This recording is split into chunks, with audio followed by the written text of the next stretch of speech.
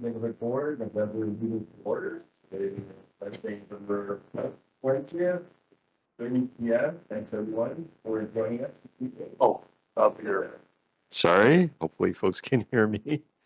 Welcome to the meeting.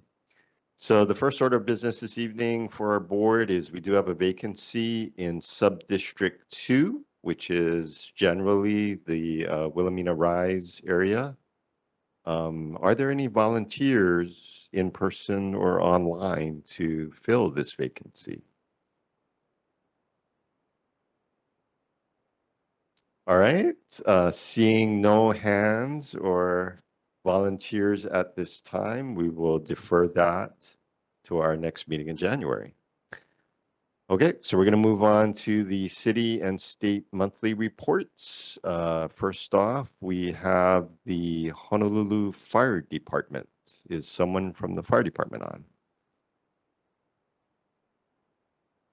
Okay, so we don't see them on right now, so we're going to move on to the Honolulu Police Department. Hi, good evening. I'm Lieutenant Mike Thompson from the District 7 Day Watch. I'll start with the stats for October. We have 8 motor vehicle thefts. Previous month, there was 13. 5 burglary cases with 5 the previous month. 19 thefts with 22 on the previous month. 11 unauthorized entry into motor vehicle cases with 16 the previous month. The total calls for service for October was 6,075. And the safety tip for the month is driving in the rain safely. I'll just highlight some of them. Allow for more travel time. You should plan to drive at a slower pace than normal when the roads are wet. Keep in mind that traffic is likely to move slower as well. There's also a possibility that your pre-planned route may be flooded or jammed. Whatever the case, rushing equals higher risk. Brake earlier and with less force than you would normally use. Not only does this increase the stopping distance between you and the car in front of you, it also lets the driver behind you know that you're slowing down. Also be meticulous in using your turn signals, let the drivers know your intentions, and take turns and curves with less speed than you do in dry conditions. Don't brake suddenly or turn the wheel. It could cause you to hydroplane. You might spin into a skid. Release the gas pedal slowly and steer straight until the car regains traction. If you must brake, tap the brake pedal unless you have anti-lock brakes, and you can put your foot down. Now you know how to drive in the rain. Take some precautionary measure to ensure that your vehicle is prepared to get you through a downpour. By staying on top of your car's condition, make sure your brakes, tire pressure, and tire tread depth are in good order, and make sure your wipers also work functioning properly. And you can find more of this tips in honolulupd.org. And if you have any questions, I'm happy to take them at this time. Okay, thank you very much, Lieutenant. Any questions for Lieutenant Thompson on the matters raised in the agenda? That would be the statistics, and the HPD safety tips. Okay, seeing none. Thank you very much, Lieutenant. Thank you. Have a good evening. Appreciate it. Okay, so we are going to, I don't see the fire department on at this time, so we're going to move on to the Board of Water Supply. Is Lorna on? Okay, so I don't see Lorna on, so we're going to move on to public input. So this is an opportunity for the public to provide input to the board. No board action may be taken. However, we very much like to hear any public input from the public this evening. First off, we have Dan Donnell. Thank you, Chair. I'm Dan Donnell with Trees for Honolulu's Future, and I'm here with good news to report. Our Trees for Kaimuki initiative, which is designed to increase the tree canopy in the Kaimuki area, is continuing strongly. And I'm here with a specific opportunity, and I put some flyers out, and I think our neighborhood assistant is going to put it online. We have an opportunity with the city to plant trees, street trees, between the sidewalk and the curb. This planting strip belongs to the city. What they're really keen about is that it be an appropriate location for a tree, first of all. And then secondly, that the resident who lives adjacent is willing to commit to water the tree until it gets established. So there's no cost to the resident to request it. However, there is, of course, a nominal cost to water it. People will ask, well, how much water? It's about 2 or 3 times a week, about 10 or 15 gallons per week until the tree is established. Depends on the species, but probably 6 to 18 months. So it's not forever, but it is helpful to get a tree established. And just want to stress, there's no guarantee if you raise your hand and say, yeah, I'm interested in this opportunity, that the site would be appropriate. The city Division of Urban Forestry, who would partner with, will have the final say on that. And I think I will close with just one more important point. It is a city-owned tree. The city is responsible for it. So as it grows, they will do the pruning and so forth. So it's a really attractive opportunity, and it's a way that we can increase the tree canopy. Failed to say right up front, I'm wearing my yellow citizen forester shirt because perhaps residents over the past several years have seen people in the neighborhood. We've inventoried the trees, but we've also looked for sites where trees could be appropriate. So we're actually going to proactively approach those residents and say, here's an opportunity. So it's kind of a push and pull program. And with that, I'll turn it over to the chair. If there's any questions, be happy to answer them. Okay. Oh, and that's a beautiful shot up here. Wilhelmina Rise, the before on the left side, showing no tree, and then the city planted a tulip wood. And it's now 15 feet tall and providing some shade and relief to the heat. So a great example of a tree. All right. Thanks very much, Dan. Appreciate it. Any questions for Dan? Yes, Mr. Lim.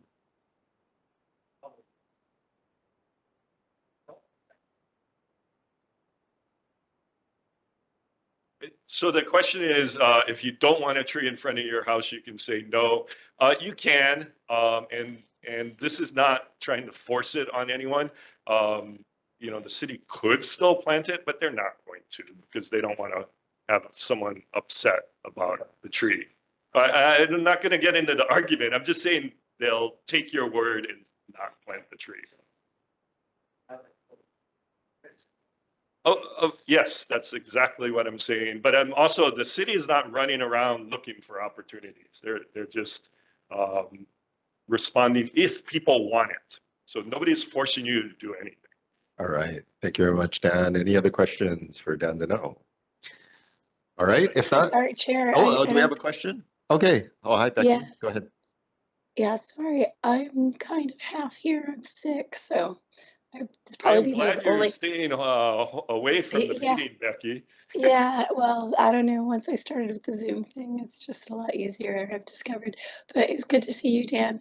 I just looked on your social media because I was going to share that flyer that our neighborhood board assistant shared on the screen, and I was going to share that on social media, but I couldn't find it. So I was wondering if you have a post I could share. Yeah, I don't know if we've posted it yet, but I can send you the PDF and you can share it. And that's another good point. It's actually, we're targeting Kaimuki because that's our initiative, Trees for Kaimuki, but it's island-wide, actually. So the city would respond to anything, any request on Oahu. It's funny, they do get requests from the neighbor islands and they're like, no, we're the city and county of Honolulu. But Becky, I'll make sure to get that. And I'm sure, Brian, you put it on the share drive. Yes. So Becky, it's also on the Google Drive right now. So you can download it from there as well. Thanks. Okay. So we're going to have to move on. So thank you very much, Dan. Appreciate it. Thanks so much for coming out. Great program. All right. Any other public input this evening? Becky, is that a hand for public input? Okay. All right. So seeing no further public input, we're going to move on. Let me just circle back briefly. Do we have anybody from the Honolulu Fire Department on? Okay. They must be out of call. All right. So we're going to move on to community updates. Do we have anyone from the Kaimuki Business and Professional Association on? Let's see. Okay. Not seeing anyone. We'll move on to the State Department of Transportation. And I do see Brian Kimura from State DOT. Brian? Anybody hear me? Yes. Okay, thank you, Chair. So I have some updates on the two projects that we've been kind of giving status of. The first one is the signal modernization at the eastbound H1 off-ramp at Coco Head, which is also include the lane reconfiguration at Coco Avenue approach to Harding Avenue by changing the lane assignments to a right turn only, a through and a left turn.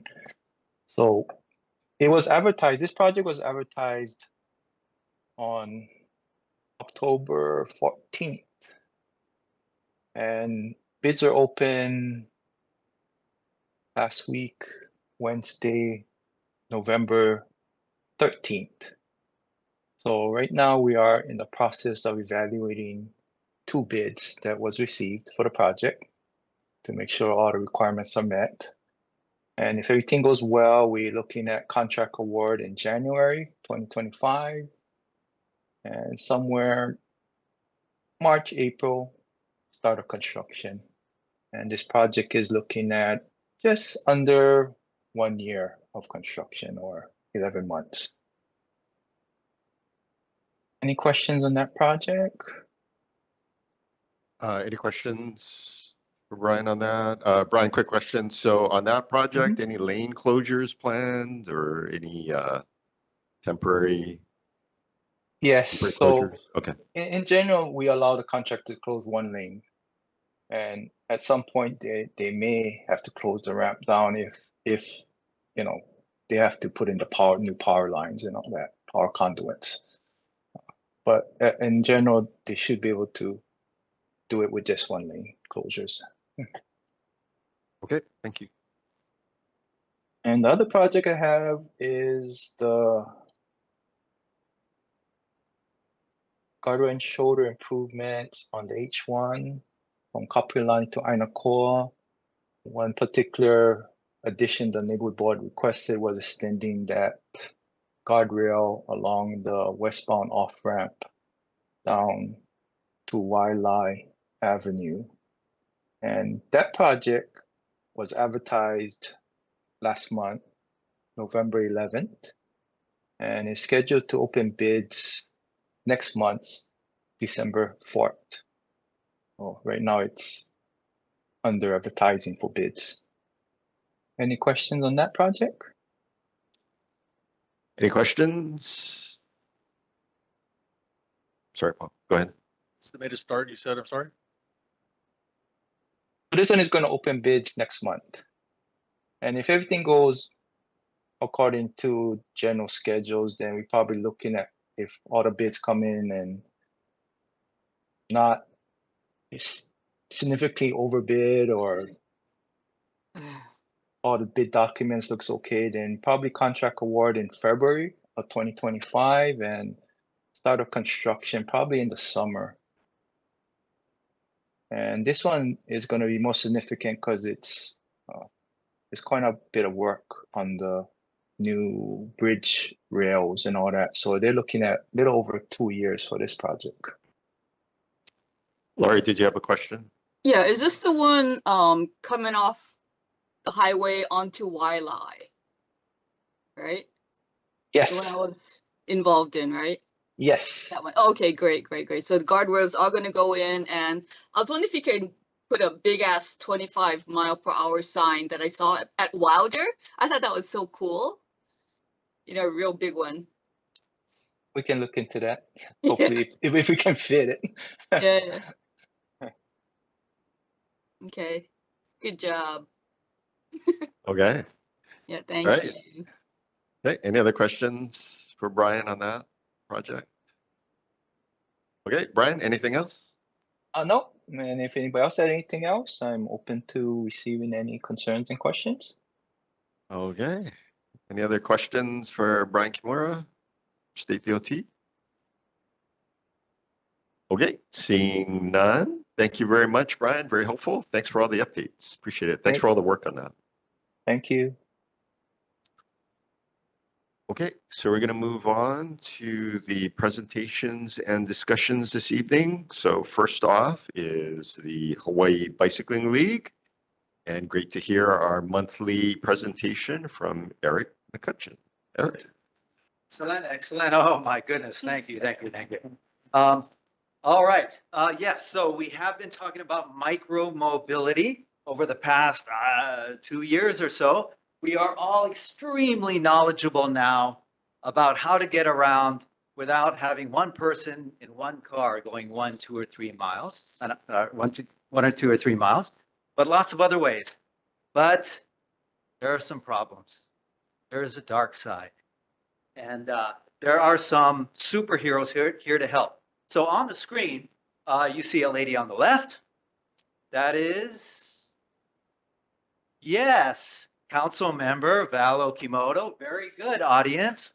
And 2 gentlemen on the right. The upper gentleman, upper right. Augie Tulva, yeah, we got down. And lower right. Yeah. Very good. All right, Tyler Dos Santos Tan. And we'll just call them Val, Augie, and Tyler because they work for us, right? Tommy, you out there? Thank you. All right. But what is the problem? What is the problem? Next screen. So here we go. Do people on bicycles have to follow any rules whatsoever? Teens on e-bikes, what's going on? 180 e-bike crashes on Oahu. It's an epidemic in Kaimuki. Dangerous, unlawful, reckless. Just this month, on November 7th, a motorcyclist was seriously injured in a collision with an e-bike in Kapolei. Just last week, I think, is that last week? The man was not wearing a helmet at the time of the accident. And unfortunately, people have died. All right, so these are all from the newspaper or Nextdoor or other sources. And next slide. There is very much a call for more bicycle regulation needed for city streets. All right. So our city council has responded. Next slide. Sorry, before that. How should we respond? Well, here's some ideas again from the press. Perhaps e-bike owners should follow the same regulation as mopeds. But then another person said, mopeds and e-bikes, should be regulated in the same manner as a motorcycle. So what to do? Well, Val responded this way. Next slide. She introduced Prop 199. And here it is. Have you ever seen a proposal? About 5 pages. It's to the legislature to update and clarify laws for e-bikes and electric dirt bikes. And it's the kind of thing that's whereas, all these problems. So she's suggesting defining e-bikes and electric dirt bikes, talking about registration and licensing, that R and L, about lithium batteries, helmet requirements, and rules for minors. Okay. And the next step, Augie and Tyler, next slide, have introduced a bill. If you've ever seen a bill, here it is. About 6 pages long. And it's full of stuff. And this is more like law, right? Defining these devices on the road, talking about registration, insurance, and licensing, talking about pedestrians, what we should do when we interact, motors and not tampering with them, infrastructure, age restriction, helmet rules, speedometers. It's a lot, right? So I thought I would simplify it for us tonight a little bit and let us offer some testimony. We've got a resolution, we've got a bill, let's offer some testimony. And we'll do it in my signature weird way. So, next slide. How many of you know fist to 5 voting? The idea is if you hate something, you don't support it at all. That's a fist, like a 0. If you don't like it, a lot. That's a 1. I don't like it. 2, I don't really support it very much. 3, so-so, I'm okay. 4, yeah, that sounds good. I can support that. 5, yeah, I'm good with that. High 5, good, sounds good. All right, so let's take a look at a few things. Next slide. Let's start with helmet. So currently, things like electric skates, segways, motor scooters. There's no helmet law at all. Not motor scooters, motorized wheelchairs. Helmets till 16. Electric foot scooters, bicycles, e-bikes, helmets to 16. Mopeds, motorcycles, helmets to 18. So I'm going to give you a radical proposition. I'm going to give you a moment to think. Then I'm going to ask you to show me fist to 5. And you online, you can just punch in 0, like over my dead body. We don't want that to happen. 1, I'm against it. 2, 3, so. 4, I can support it. 5, I'm totally on board with it. All right, here you go. Radical selection. You want to give testimony? We've got people listening. Here we go. Next slide. How about this proposal? Helmets are required for all ages, for all devices or vehicles, without NHTSA approval, without the National Highway and Transportation Safety approval. No crash test, no roll bars. All ages, all devices, everything on the road, 1-wheels, mono-wheels, electric skates, segways, bicycles, e-bikes, electric dirt bikes, 3 wheels, 5 wheels, 8 wheels, whatever comes out tomorrow. What do you think about that idea? All right, online, go ahead and show me. You can type in a number 0 to 5. Is there anyone in the audience? I'm not going to say your name. We're never going to say your name. I was a teacher. I'm not going to embarrass you. Anyone want to just kind of show me anything? Let's see. I see some 5s. I see some 4s. I see some 0s. 4s and 5s. All right, so we got the spread. And this is what makes it so difficult, right? But there's an idea for everyone. And for our lawmakers, yeah, we have a 0 to 5 spread on that one. Good luck. Here's another one. RSIL, again, registration, safety check, insurance, license for the vehicle, and license for the operator. Right now, skateboards, monowheels, EPAM, electric personal assistive mobility devices, again, electric wheelchairs and segways and stuff like that. None of this is required. Nothing. Electric foot scooters, you have to have registration. Bikes and e-bikes, you have to have registration. Mopeds, you need registration, safety, license for the vehicle, license for the operator. Motorcycles, you need everything, right? RSIL, RSIL. Registration, safety, insurance, license for the vehicle, license for the operator. Here's my proposal. Get ready to vote. Got to ask. All devices on the road, all devices or vehicles on the road must have everything. RSIL, registration, safety, insurance. Whether it's an electric skateboard, whether it's electric skates, a monowheel, 3 wheels, 8 wheels, 15 wheels, whether it's going 1 mile an hour or 8 miles an hour. And this is streets and sidewalks. Streets and sidewalks, yes. All right, think about it for a moment. All right, those of you online, I forgot. Got some 5s already. Forgot Jeff. Yeah. Oh, whoa. Yeah, 5s already. All right, and if anyone in the room wants to show me, what do you think about requiring all things on the road? I got some 0s, I got some 1s, I got some 1s, I got some 0s. Ooh. 0 to 5 online too. We got 0s to 5s online? Ooh, that's a tough one. All right. So again, legislators, a little feedback for you. Good luck with that one. One more, all right? One more. All right.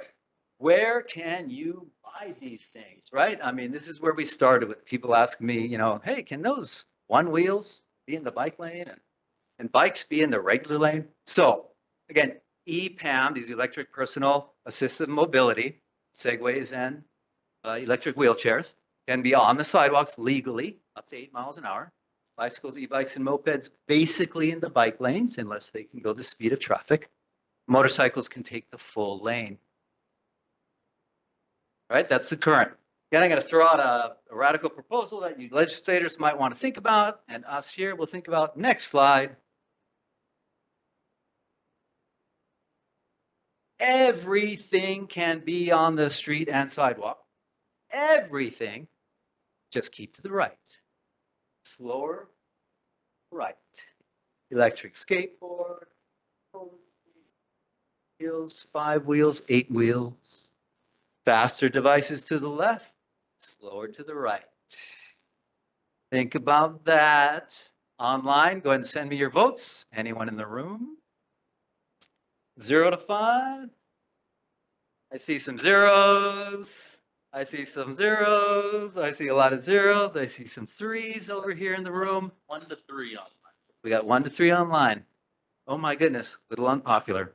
I wouldn't want to be a motorcyclist.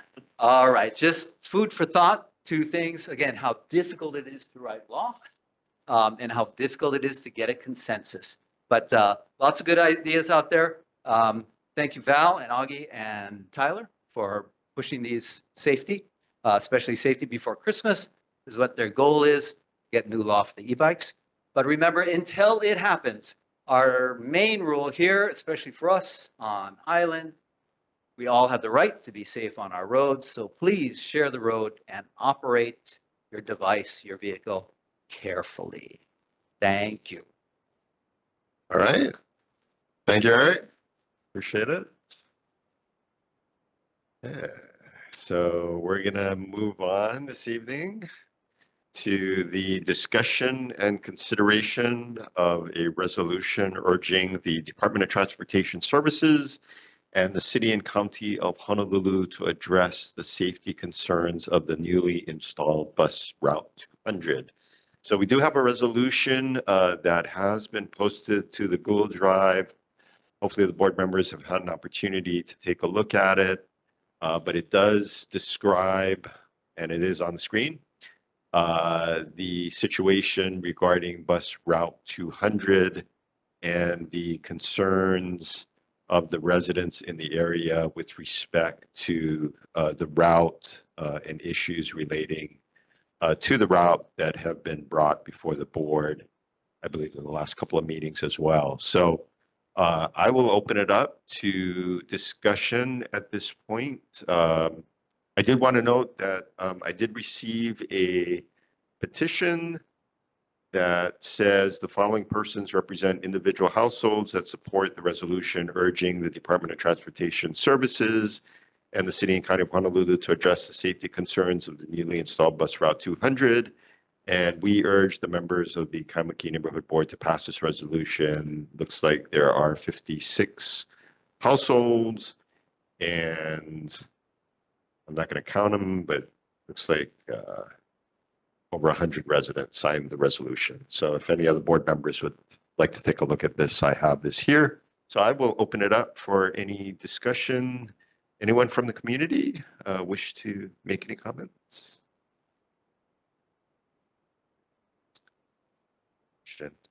Hi, good evening. I have a slide. Sorry. It has the maps, Oh, yeah. the 2 before and after. Ma'am, Hi, do you- good Oh, yeah, Hi, go good ahead. evening. My name is Leo Lani Iwaki. I'm a resident of Aloha Avenue, about 60 years now. On Thursday, August 15th, we arrived at home with a barricade on the sidewalk that said, effective Sunday, August 18th, we would have a bus stop in front of our home. And that's exactly what happened. We had 3 days. Over that 3-day weekend, we visited with our neighbors and tried to find out if anyone received prior notification of a bus line coming onto Aloha Avenue. They had not. Overwhelmingly, no one in our neighborhood received prior notification that there was going to be a bus line coming through Aloha Avenue. My time spent with the neighbors, the first response I received from every single home that we knocked on was overwhelmingly, what? There's a bus line? And the second response we received was, do you know how dangerous it is? This street is so dangerous. That was the overwhelming response we received from everyone in our neighborhood. And we're talking all of Aloha Avenue. We spent 3 days and part of 6th Avenue. On Tuesday, August 20th, I received a forwarded response from Deputy Director Nouchi. Now keep in mind, Kilauea is a block and a half above Aloha, and Campbell Avenue, their bus line is about 2 to 3 blocks below Aloha. His response to that bus line coming into Aloha was, the new service along Kaimuki 6th and Aloha Avenue provides service within a quarter mile of the new bus stops to over 10,000 potential residents in a 3,500 to 3,500 households, and of whom 25% are kupuna, 8% live in a car-free home, 10% live with a disability, and 7% depend on public transportation. Well, I'm still trying to figure out where the 10,000 people are.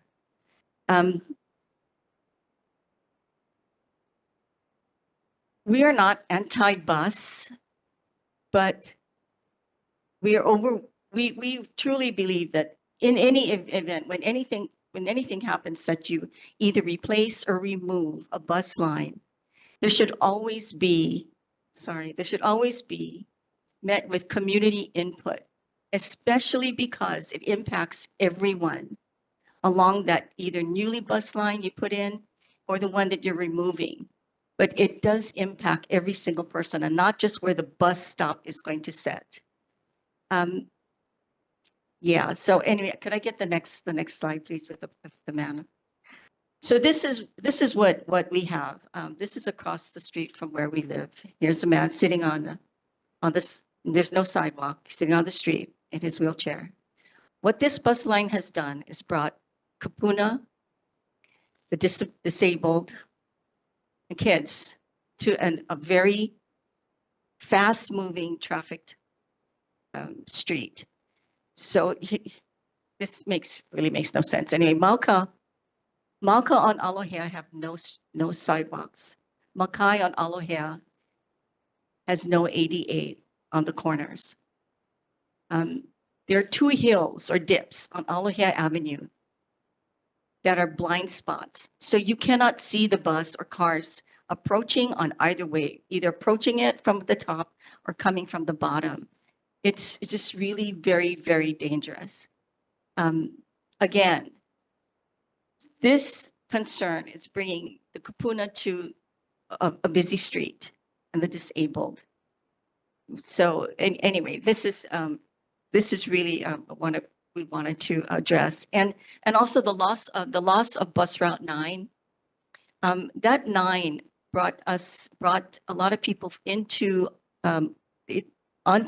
Kapilani Boulevard. You could take that one bus line onto Kapilani Boulevard, then up Kaimuki to Kaimuki Town, then onto 18th Avenue, which is between KCC and Kaimuki Middle School.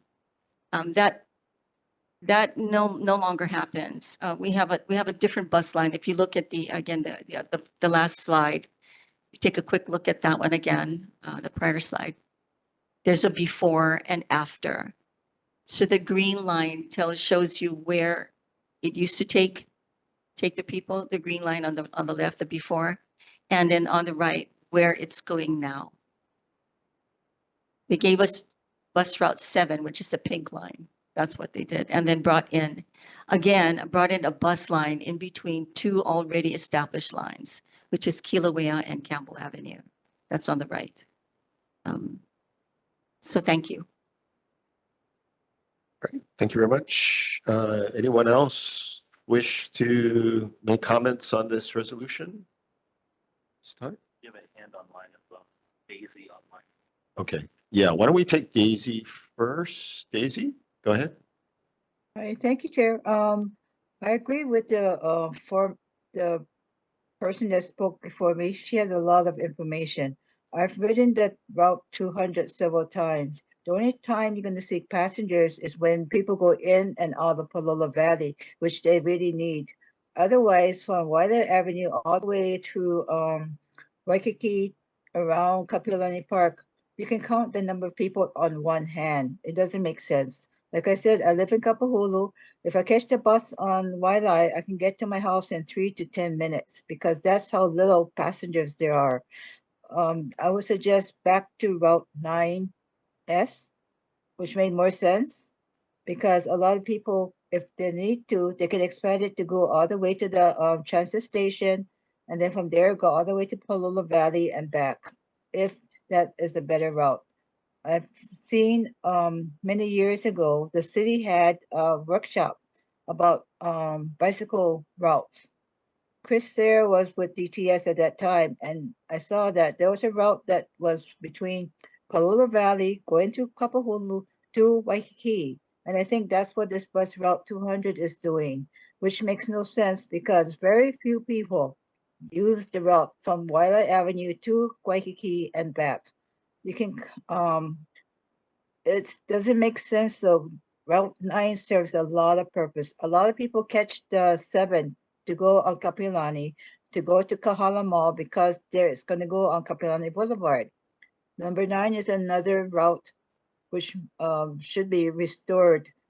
So it makes more sense to go back to that because I suggest that if you haven't done so, please try the Route 200 for yourself because DTS would not, is just dragging their feet to say, oh, we're too busy. So I would suggest you try it yourself and see for yourself how many passengers actually use from Wailea Avenue to Waikiki and back. But you're going to see a majority of them are in Palolo Valley, which they need a route. It makes more sense that way. Another route would be maybe go from Palolo Valley to Kahala Mall, perhaps. But I suggest that the resolution is to replace it back to the Route 9S. Thank you. All right. Thank you, Ms. Morai. All right, other comments, Ms. Liu? Yes. My name is Juanita Liu, and I'm a resident of Aloha Avenue. But tonight I'm here also as someone who has some professional experience in this area because I have a PhD in geography, and also my master's degree is in regional science from the Wharton School at University of Pennsylvania. And it's a very little known field, but it's an area of regional planning that focuses specifically on methodologies as to how to analyze regions. And I had a lot of courses on location theories, econometrics, and that sort of stuff. So anyway, I would like to frame it in terms of planning and having you look at it in terms of how would you design, okay, so if you have this area, this is a region here, a neighborhood, Kaimuki, really, that's what it looks like. And you want to get from point A here, which is Market City, because we were told that they wanted to find a route from Market City, a direct route from Market City to KCC. So your goals are really to maximize the coverage of the bus line. So you want to have as much area that's covered by the bus line and also convenience to the passengers. You want to minimize the distance that passengers have to travel in order to get to the bus. So where would you draw that line? And here we also assume that there's bus lines on the perimeter. So what line would you draw in order to have the best coverage? Now, probably the diagonal, but you say, well, you can't do that because we're constrained by the streets, right? So you are constrained by streets, so you can go horizontally or you can go up and down. Okay, so if you go here, the best line to draw for a bus route that would give you the maximum coverage as well as the minimum distance for your passengers would be right down the center. Can you all see that? Be right down the center, okay? And it would never be on the perimeter. Why? why would you never put it on the perimeter? Because it does nothing to increase your coverage. It also does nothing to decrease the what we call the range, or is the longest distance a passenger has to go in order to take the bus. Okay, so that's the least preferable solution. And this is relevant because we're looking at a situation of Kaimuki neighborhood in which it's 20 blocks across, all the way from 6th Avenue to Kahala Mall. It's about 20 blocks or 8,000 feet. And then you have up and down from Wailai Avenue to Diamond Head Road. That's about 6 blocks or 4,000 feet. The Complete Streets Manual says that the goal is to have a bus stop about 1,000 feet. And so clearly, you know, if you're not serving or you lack bus coverage in this whole area, you're really underserving the community. So, you know, I think that that's a good solution, to have the bus line going straight up and down. And in fact, that's what happened. That's Route 9. Okay, so you can see what happened. I was trying to figure out, when was Route 9? When did it come into existence? And, you know, Route 9 is a small number, and probably over 80 years, because it's related to 9S, which is the Palolo shuttle.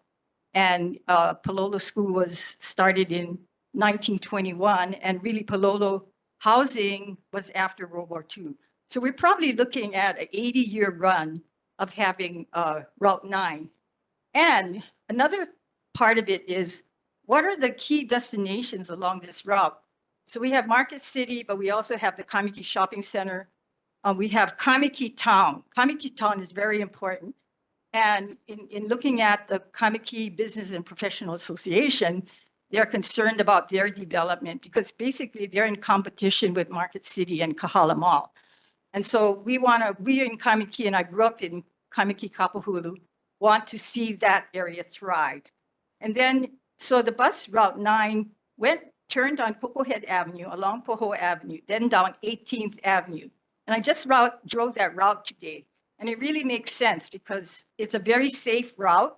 People are used to having the buses go along there, so there wouldn't be any citizen protest or anything like that. In addition, it goes past Kaimuki Middle School, and then it goes into the KCC area. And in addition, it kind of circled around that area, because that's not just KCC, but it's Ruger. So you have Diamond Head Theater, you have Leahi Hospital, you have the free clinic, you have Ruger Market. And so it's kind of a highly desirable destination area. And so therefore, we think that it's, you know, when I talked to some people, they were very upset about having that route taken away, because what has happened is that the bottom part of this route has now been removed. And so 7 and 14 now go, and they go to Kahala Mall. But this whole bottom section has now been removed by the removal of Route 9. From a planning perspective, this really, I echo Daisy's sentiment that this really makes no sense, because what you're doing is you are leaving a whole area, residential area, unserved. So that means if people now who live in the Kaimuki area want to go to Kaimuki Town, the banks, and you have the library there, you have eating places, you have the post office, coffee shops, and so forth. If you want to go to Kaimuki and you happen to live at the bottom part or in any of this area, you have to take the bus. You would take either 2 or 3, and you will have to be routed to Kahala Mall, or go all the way around to Market City, and maybe in that whole big loop up Palolo Valley in order to get to Kaimuki Town. Okay, the Palolo Valley residents now are routed away from Kaimuki Town, because the bus will come down, and yeah, they can get out and walk to Kaimuki Town. But if they stay on that bus, it will take them to Market City, it will take them all the way to Aloha, KCC, and then to Kapiolani Park. So it's kind of a very strange thing. And the way I looked at it, I looked at the other bus routes. Bus route 14 goes from St. Louis Heights and all the way to Wilhelmina Rise in a big circle or half circle. So the bus route 200 really serves Palolo Valley residents as well as Kaimuki residents. And if that's the case, then it really should serve our community in Kaimuki by restoring that Mauka to Makai a route, all the way from the top of this 6-block area, 4,000 feet area, so that our residents can get directly to Kaimuki town without having to be directed to the areas. Ms. Liu, I'm sorry to Yeah. interrupt you. I know this is an important issue, but we do need to move forward. So I'm going to ask that you summarize and conclude. Okay, Yeah, so, I know you drew that, but the resolution has the map. I think. yes, It's can we clear show the map? to see Can we that. show the map? I think for people who are, okay, maybe not, because when I first looked at it, it was very difficult, so I think because it showed Palolo, Kapilansak, and everything else.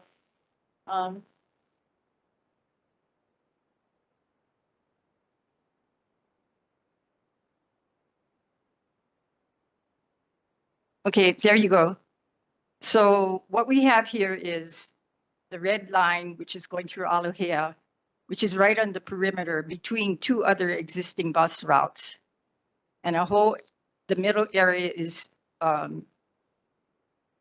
Route 9 is missing. So the black line that is drawn in shows a restoration of that route. So that from Market City, instead of going through Alohea between two existing bus routes on the perimeter, would go along Wailai Avenue and then go down in the previously existing Route 9.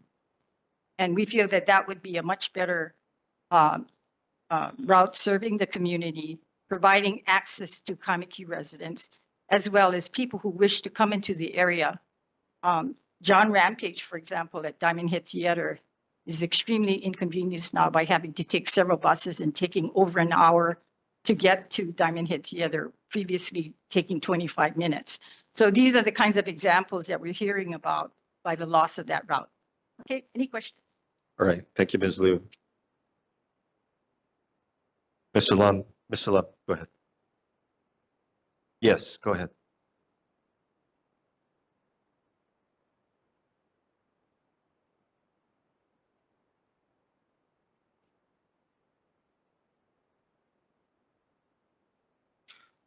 Okay, so we're gonna have to move on. So anybody else, any other quick comments on the resolution?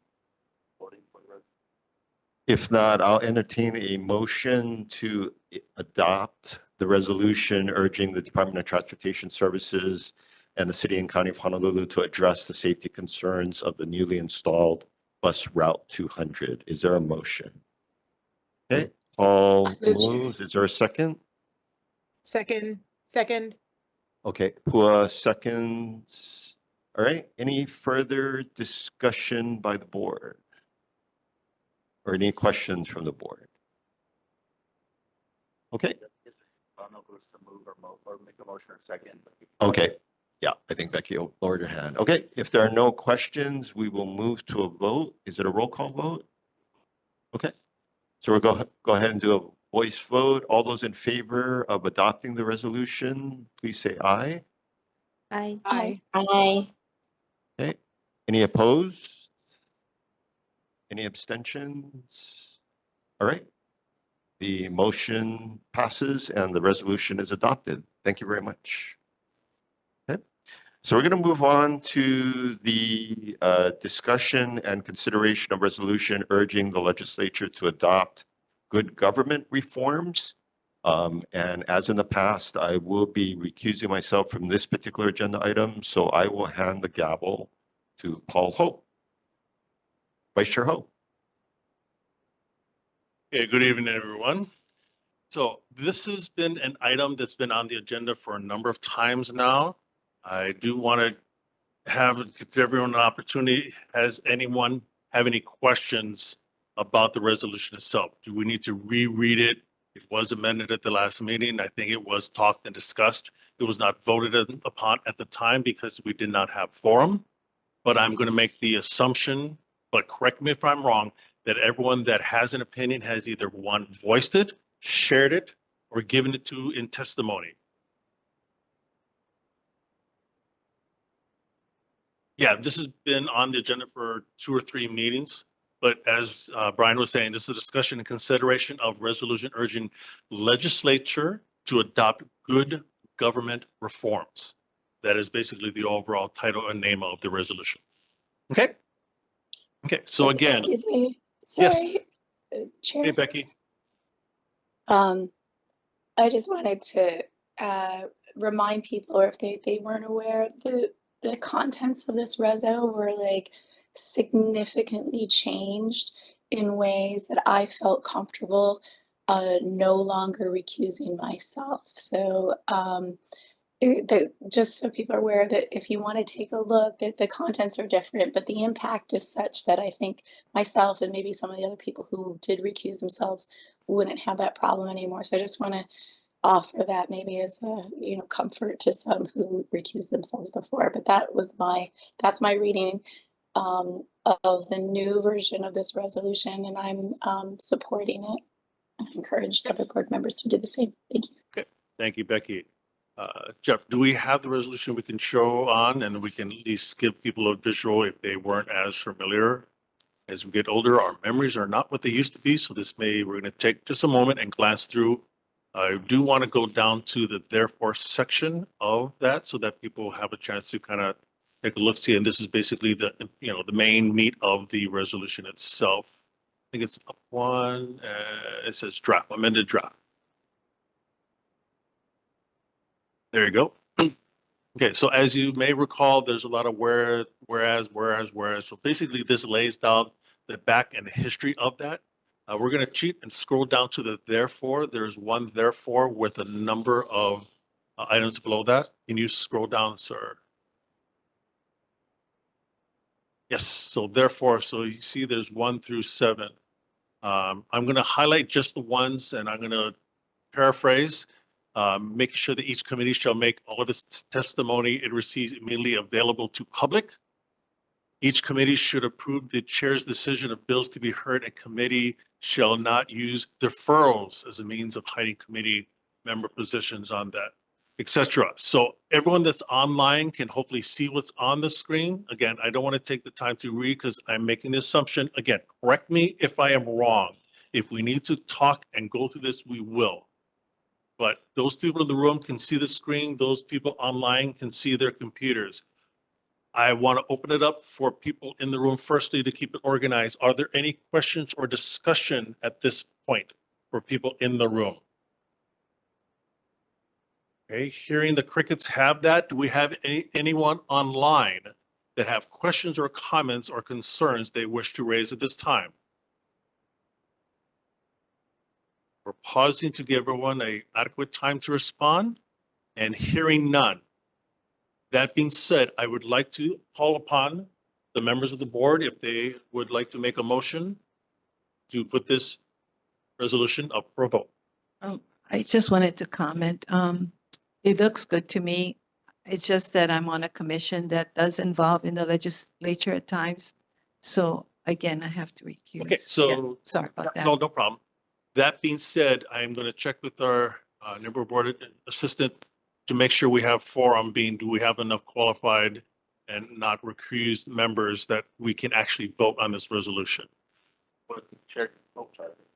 With Chair Kang and Member Abe recusing themselves, currently present we do have 6, so we do still have quorum, so there's still potential for it to be adopted. Okay, last chance, board members. Anyone else recusing? If not, we will proceed with a request to see if someone would like to move to have this motion or resolution voted upon. Do I hear a motion? I'll motion. Do I hear a second? I'll second. Okay, so Becky seconds. Pua, was that you making the motion? Yes, that's correct. Thank you very much. That being said, we're going to do a voice vote at this moment. If we need to, we can go back and do a roll call. All those in favor say aye. Aye. Aye. Aye. Okay. And all those opposed say nay. Pausing to make sure. Okay, anyone abstaining from voting? Again, pausing to ensure. That being said, the resolution has been adopted. Thank you for your participation. I now turn the mic back over to Chair Brian.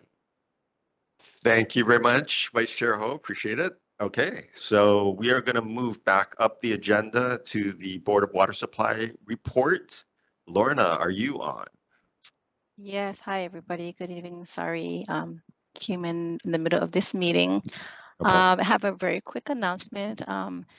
Nothing that exciting, but maybe for some people. So Board of Water Supply is recruiting. So we encourage, if anybody wants to shape their future, become part of our dynamic, well-run city organization that protects Oahu's water resources, promotes your growth as an employee, and supports your work-life balance. The Board of Water Supply is looking to fill permanent full-time positions in engineering, information technology, customer care, and administrative support. Contract positions are also available. If anybody is interested in the city job, please go to our website at boardofwatersupply.com /jobs/featured. We just encourage everybody to become part of the Board of Water Supply and become a water protector. That is all I had for this month. I realized I had some main breaks to report, but that it said September, so that didn't look right. So I don't want to. I think I gave that the last month for the September dates. Apologies. Anybody have any questions? No, no problem. So Lorna, the agenda says break incidents and statistics for October. Do you have any October stats? Yeah, so that's why I just looked on the screen. I'm like, why does it say September? Something's wrong. If you give me if you want to give me 2 minutes, I can try to jump on this and look at this, or I can put it in the chat as you continue, guys, your meeting. I don't want to hold you folks up. Yeah, But okay. I So, can put that in the chat for you folks. okay, yeah, that'll be terrific. Thank you very much. Okay. Appreciate it. Yeah, sure, definitely. Thank you again. Sorry for interrupting the meeting. Okay, thank you, Lorna. Appreciate it. Thanks for the Have a report. good evening. Okay, so we're going to move on to the elected officials reports. First off, we have Mayor Rick Blangiardi's representative, Mark Wah. Mark.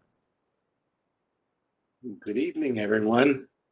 I only have one thing to report, and this is covered in the mayor's newsletter as well as on the city's website, and it refers to the sewer increases that are planned for the next roughly 10 years, maybe 15 years. So between 2025 and 2040, it is expected that the sewer fees are going to go up by more than double. And the reason for this is that there's a consent decree from the EPA which requires the city to spend billions of dollars in repairing and improving the sewer system, especially for treatment. In the year 2028, it's going to reach almost $2 billion just in that 1 year. And for that time period between 2025 and 2024, it's going to be about $10.1 billion. So the Department of Environmental Services is encouraging everyone to get engaged and to understand what these projects are and how much they're going to cost and how it's going to affect you. It's estimated that the average household is going to go from $110 to $248 a month. So again, you can go to the city website, honolulu.gov/ENV for more detail on that. Other than that, I have no other reports. I did want to tell you all that I've served this neighborhood board for about 12 years, about maybe 11 and a half years. And I'm retiring from the city at the end of December. And since you're not having a December meeting, I think this will be the last meeting that I will be representing the mayor. So I've very much enjoyed this board. I tell everybody this is the best board in the neighborhood board system. And I think you should all be very proud of that because I truly do believe that. If you do have any questions of me, I will take them back and try to get them answered for you.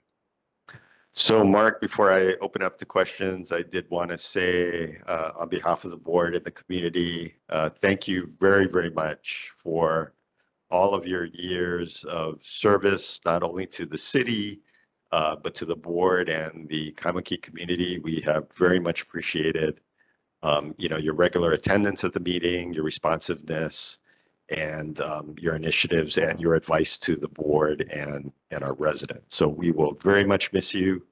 Very best wishes in your retirement on behalf of the board, and thank you so much for your help over the years. We very much appreciate it. Thank you very much. Okay, with that, I will open up for any questions, any last questions or issues for Mark this evening. Audrey. I just a quick question. I was wondering if you know how ADUs will be treated, because some of the single family homes have ADUs. And how would that affect the sewer fees? Thank you. My understanding at this point is that it's simply going to be an increase in the rate. I'm not sure whether it's across the board. There is more detail on the website, but at this point, I believe that they're just trying to get in front of the public to let them know that these increases are out there. They will probably have to get these rates approved by the PUC, I'm guessing. So maybe a little early to know how much the actual rates are going to be. I think this is more about letting the public understand how much improvements is going to cost and how they actually divvy that up for the different types of rate categories there are. I don't think we really know at this point. The numbers that I gave you are listed as an estimate for an average single family residential sewer bill. Whether there's a bigger increase to commercial to make it more affordable to residential, I really don't know. But the estimate is that starting in 2025, the increases will be 8%, 7%, 6%, and 5%. And that the costs of the system are going to start coming down quite rapidly after, say, 2032 or so. There's just a big spike around 2020. And the reason for this is that the EPA comes in and basically tells the city either they're going to fine you or they're going to say that you must spend money to fix this problem. And one of the big costs is in the treatment of the effluent before it gets put into the ocean offshore. And that's a very, very expensive upgrade to the Sand Island wastewater treatment plant. So to pay for this, the money has got to come from users of the sewer system. But I would say get engaged to find out how this is going to affect you. The increases are going to come probably starting in about a year. But I don't have the details about ADUs or any specific type of unit. Do you currently get a separate ADU bill for the sewer now? I believe so. Well, the water and sewer comes together, but I know there's a separate base fee. I think it's about $75. So if there's an ADU, then it's $150 about for one household with an ADU. I'm not sure how the sewer, if it's water or sewer though, so I'm sorry, apologize for that. I probably should add that it's my understanding that while the water and the sewer bill are together, produced by the Board of Water Supply, that is going to get separated. That the Board of Water will be billing only for the water, and that ENV will be taking over the billing for the sewage. They look like they're going to be very similar systems, so the way you pay them and maybe the way the bills are processed will be similar, but they'll be separate bills. Brian? Yes, This is Councilmember Calvin. Say. Yeah, Calvin. Let Yeah. me explain to all of you that I truly believe that the Department of Environmental Services, on behalf of Mark, will be coming to the neighborhood boards to make a presentation. I've attended 3 neighborhood boards, and at 3 neighborhood boards, the department did come and make a testify in regards to what the rate increases will be. For the young lady, Laurie, about the formula as far as how they're gonna address the rate increases, you're correct. There's gonna be a flat fee as far as what we all pay today in regards to water. And then on top of that, it will be based upon the volume of water that you use for your sewer system. So in closing, Mark, thank you very much. I think your point is well taken. I'm just here to support the department as far as what they're trying to do in addressing the EPA consent decree. And it's a little scary for all of us in the council right now because we'll have to approve or disapprove the rate increases. Thank you. All right. Thank you, member. Thank you, Councilmember Say. All right. Any other questions for Mark Wong? Take that. Okay. If not, thank you again, Mark. Thank you very much again for all of your help Can you say and something? service to the board. Of Can course, I say absolutely, Laurie. Go ahead. Oh, Mark, in my 28 years on the neighborhood board, you're the best, Your follow-up is superb, you know. Agree. Thank you. Yeah. Thank you very much. Thanks. I will miss you all. We'll definitely miss you, Mark. Thank you again. Appreciate it. Thanks. All right. So we're going to move on. Thanks, Mark. We're going to move on to City Council Chair Tommy Waters or his representative. Adam, are you on? Yes, thank you, Chair King. Can you hear me? Yes, we can. Go ahead. Great, thank you. And I'd also like to thank Director Wong. He's been a great director and we'll miss him. I'm not retiring and I still have to report to other boards, but the Kaimuki Neighborhood Board is truly very special. So I do know that he means that. I'd also like to acknowledge Councilmember Calvin Say. You guys are lucky enough to have one of his staff members, Pool, on your board. I also see his chief of staff, Janelle, online. I believe this will be Councilmember's last Kaimuki Neighborhood Board meeting. He has served Kaimuki for over 48 years. That's over my rough calculations, over 500 Kaimuki Neighborhood Board meetings, which is insane. He has chaired some very important and complex committees on the City Council, the budget, and now he's the zoning committee chair. And of course, he served as Speaker of the House of Representatives. On a personal note, I remember he has been my representative my whole life. I remember going into the voting booth with my father, voting for him at a young age, as early as probably 7, of what I can remember. He's been a mentor for me at the City Council. His door is always open. He invites me in to talk to him all the time. And so thank you, Uncle. I really appreciate you. Okay, moving on. Clean Theater, resolution 24-176. I want to thank the board members' testimony. It's Chair Waters first introduced this resolution back in 2021 after the Kaimuki Neighborhood Board passed a resolution on March 17th.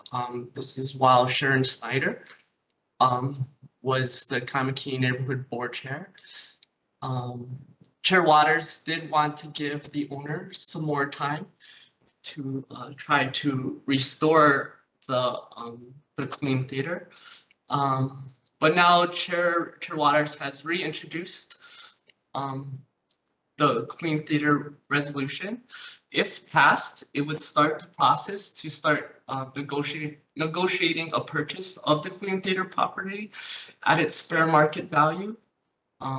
If the city is not able to negotiate such a purpose, they will submit to the Corporation Council to initiate proceedings in eminent domain for the purpose of developing a city-owned multi-purpose venue for theater, musicals, and community performances for the use and enjoyment of the public.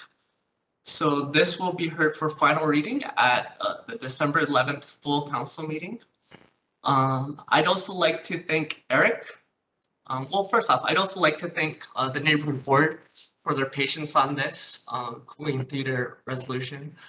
I know this has been an issue for many, many years, even before 2021. So we look forward to working with the owner and the community on this matter. Lastly, I'd also like to thank Eric for his wonderful presentations. I'd like to add Bill 6124, which prohibits wheelies on public streets. I think that will be another interesting one that Eric and the board would like to follow. And I'd just like to add to that, if the board or community members ever have any legislative ideas that they would like to bring to the city council, feel free to contact Chair Waters or myself. And we'd love to work with you. With that, I'm open for any questions. Thank you. All right, thank you very much, Adam. Appreciate the report. Any questions for Adam and Council Chair Waters' office? All right, seeing none. Thank you very much, Adam. Appreciate it. Thanks for coming out. All right, so we're going to move on to Councilmember Say. Councilmember Say.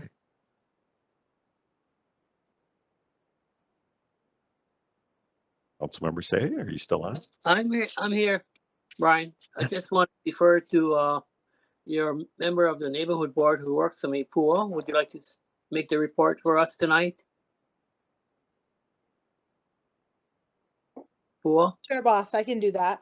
Okay, Alrighty. so let's see. So the monthly newsletter, the last monthly newsletter for the Kaimuki board from Councilmember Say is in the chat. We also have other helpful website links in the chat, such as the Complete Streets newsletter, Alawai Watershed Project, the U.S. Army Corps Engineers of Honolulu District Civil Works Projects, Complete Streets Annual Report, Homeowners Handbook to Prepare for Natural Hazards, and the Feral Chicken Flyer. One of the announcements that we are announcing this month is the real property tax timeline and important dates. The specific dates to be aware of: Sunday, December 15th, 2024, assessment notices are mailed. Wednesday, January 15th, 2025, deadline for filing appeals. Monday, January 20th, 2025, second half year bills mailed. Saturday, February 1st, 2025, certified assessments roll sent to City Council. And Thursday, February 20th, 2025, the second half year payments are due. Other than that, that's what I have to report. Does anybody have any questions for Councilmember Say or our team? All right, so before we get into any questions, as Adam mentioned, Councilmember Say, since we're recessing in December, this is our last meeting with you, and on behalf of the board and the Kaimuki community, thank you very much for your decades of service to the community and the board, both in the House as well as with the City Council. We very much appreciate your service and your help with the community. So thank you. We appreciate Thank you, that. Brian, and all of you. Thank you very much for the privilege and the opportunity, which I've really enjoyed. And for all of the past and present board members, thank you very much for your public service on behalf of the Kaimuki area. Thank you. Thank you. All right, so we're gonna. Oh, Sarah, did you have your hand up? Sarah Chadan? Oh, no, I was just sending Calvin a heart and a clap, clap, clap. Oh, okay, thank you. Okay, thank you Thanks very much. Okay, Brian, oh, Mr. Lem. Brian, Mrs. Chinin Yes. has a conflict of interest. I'm sorry, say again. Mrs. Chinin has a conflict of interest. She's my classmate. Aloha. And like Laurie Yamada's brother, Preston. That's okay. We'll let that pass for this Okay. go around. Thank you very much. All right, Mr. Lem. Mr. Lem, did you have a question? I have a question for Kevin. Yes. Kapilani Boulevard from University Avenue toward going west toward Alameda Center. Yes. You folks had some construction. Yes. So the white line is not part of it, it's faded and all that. So when would the white line be restored? And maybe you can put one of those glue type reflector on the white line. So you know when it's raining, you know you're still in that same lane, not all over the place. Mr. Lam, we'll get Pua to contact the state, not the state, but the City and County Department of Transportation Services. It was part of their improvements of Kapilani. Pua, you want to say anything? So you want me to contact them? No, we're gonna. No, we can contact them for you. Yeah, do that. No I don't problem. want And to be. I can one of follow up these with the government Alameda people. board, or I can actually email you. I'll email the board. I have a phone number. I don't put my email because I don't have computer right okay. now. If you could Thanks. give the sure, if you could give your phone number to the NA, I can receive that as well. If you want me to call you back, no problem. I'll wait for you the next meeting in January. Okay, All right. sounds good. Okay. Thank you. Oh, I'm sorry. you. Do we have a comment? Oh, Eric, go ahead. Yeah, hello to Eric McCutcheon speaking. Thank you for posting the Complete Streets newsletter. So speaking of that, can council member give us a feeling of City Council's view of Alapono, the Alawai pedestrian bike bridge? Thank you very much, Eric. That's a very good question. And for all of us, it came before my time, meaning been here the 4 years. I believe this particular topic was addressed about 20 plus years ago. And it's only now coming to a point where we're getting closer and closer to determine what the design of the bridge will look like. The biggest issue was basically the design. A lot of residents of the St. Louis Heights, Diamond Head, Kapahulu neighborhood board were concerned. A lot of the residents of the Mo'iliili Macaulay neighborhood board was of concern. But at the end of the day, for you as far as Kaimuki neighborhood board, would you like to see another alternative for pedestrians and bicyclists? That is a question that you folks have to make a decision, because you folks have been presented resolutions in opposition to it. I've always supported it because it's something that has been discussed for the past 20 years. And I really hope that a lot of you may want to participate in the next two town hall meetings in regards to a charrette, in regards to the Alapono Bridge. So that's where it's at, Eric. All right. Thank you very much. So we're going to have to move on. So again, thank you very much, Councilmember You're Say. welcome. Yep. Appreciate it. Okay, so we're going to move on to Governor Josh Green's representative. Is Amanda Stevens on? Okay. So she's not on. We're going to move on to State Senator Stanley Chang or his representative. Anybody on? Okay. We'll move on to, so State Senator Leslie Hara, I did receive an email from his office. He is attending a conference out of town, so he is not able to join us this evening. And so we will move on to State Representative Tina Grandinetti. She is here. And congratulations. Welcome. Thank you so much. I don't have many updates, but I will jump on the bandwagon and sing our Kaimuki Neighborhood Board's praises. Since I started my campaign, going to the 3 neighborhood boards in District 20 was a huge part of really learning about the issues our community faces. And I really appreciate the work that you folks do to just make our community feel heard and be informed. It really helped me a lot, and to feel prepared for this new role. I do not have an office yet at the Capitol, but I do have an official rep email that you can reach me at now. It's repgrandinetti@capitol.hawaii.gov. And I have a phone number, 808 586-6310. And I hope to hear from you all. I will know more about my committee assignments when we meet again in January. And thank you again to all of our board members and to all the community who comes out. Appreciate all the work that you do for Kaimuki. Mahalo. All right. Thank you very much, Representative. Any quick questions for Representative Grandinetti or comments? All right. Seeing none, thank you very much. And thank you for attending our meeting. We appreciate it. I did want to mention, and I don't believe he's on, but I did want to thank Representative Bertram Kobayashi as well for his many, many years of service to Kaimuki and the area and the board as well. So we very much appreciate his work on behalf of Kaimuki as well, and wish him the very best wishes as well. Okay, so we're going to move on to State Representative Jackson Sayama. Representative Sayama, congratulations and welcome. Thank you, Chair, members of the board, members of the public. It is truly a pleasure to be back to serve District 21. I look forward to serving, going on my 5th year in the legislature, and I'll do my best to honor the support and vote of confidence. Just for a few updates, I am moving offices to room 433. It is a little office tucked away in this side hallway, but please feel free to visit me anytime at the Capitol when you're testifying, at least to give a break, or if not, just talk story with me. With regards to committee assignments, I will be unlikely that I maintain my role on the Consumer Protection and Commerce Committee as Vice Chair.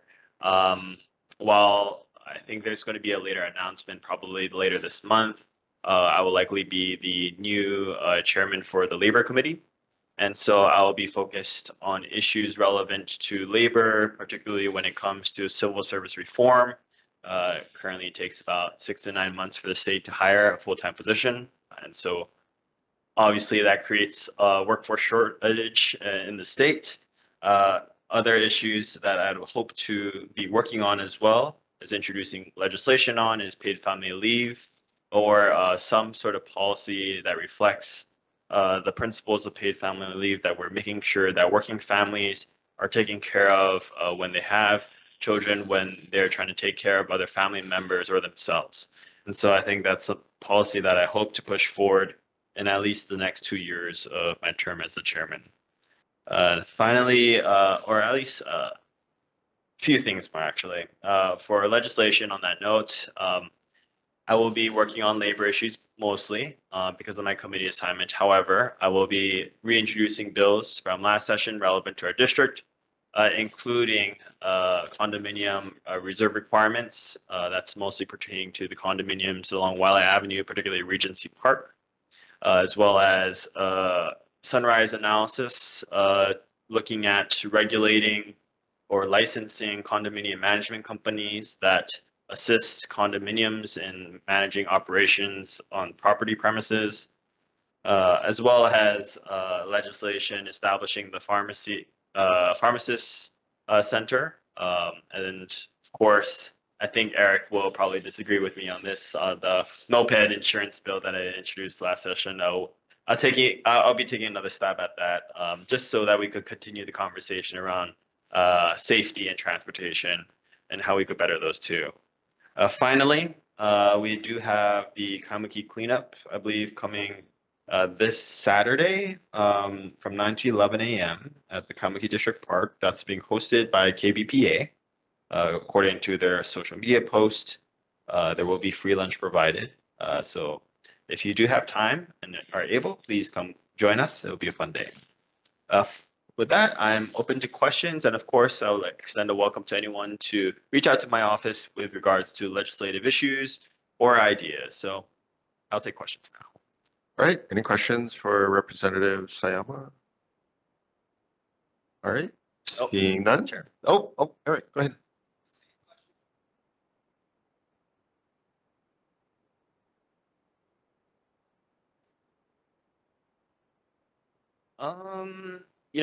I think that was pretty well reflected in Councilmember Say's statement. I think there are a lot of people upset with the idea of the bridge, though it seems mostly the they're upset about the design. I personally think it's a great project. Hopefully we could do it on time, on schedule and on budget. But right, it's an important pathway. And I hope the city and county of Honolulu will continue to, work with the community at large to make sure that this project goes through. But again, the state has very little, I guess, involvement in that area. Okay. Any other questions for Representative Sayama? Okay, seeing none, thank you very much, Representative. Thank you, Appreciate it. Okay, so we'll move on to Congressman Ed Case or his representative. Is anybody online? Okay, seeing none, and congratulations to Congressman Case on his reelection. Okay, so we're going to move on to announcements. First announcement is the Kaimuki Neighborhood Board number 4 will be in recess in December 2024.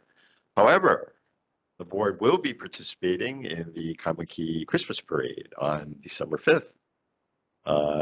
Everyone is welcome to join us at the parade, and if not join us, at least attend the parade. So hopefully everybody out about it. It's a great event.